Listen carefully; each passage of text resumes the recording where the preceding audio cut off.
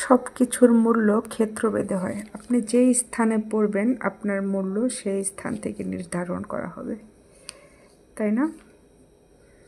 যদি আপনি কোনো ভালো মানুষের কাছে পড়ে যান তাহলে আপনার মূল্যটা সে ঠিকই বুঝবে, কিন্তু যদি আপনি কোনো খারাপ মানুষের হাতে পড়ে যান তাহলে সে আপনার মূল্য বুঝবে না। যেমন এই ক্যাকটাসটা আমি যখন কিনেছিলাম তার মূল্য তখন ছিল 200 টাকা। তো আমি একটু নিতে পারিনি গাছটা, তার কাছে আমানত ছিল যার কাছ থেকে নিয়েছিলাম। তো এটা ফুল ফুটেছে।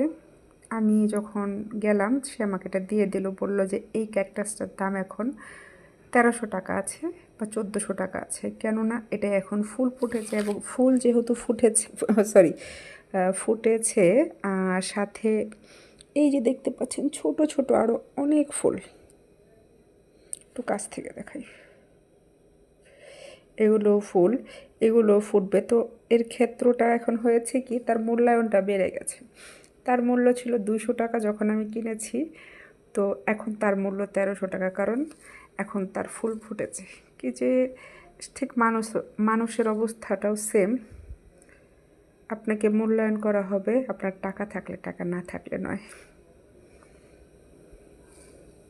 কিছু কিছু ক্ষেত্রে টাকা ছাড়াও মূল্যায়ন হয়, সেটা হলো আপনার বিদ্যা অথবা বুদ্ধির।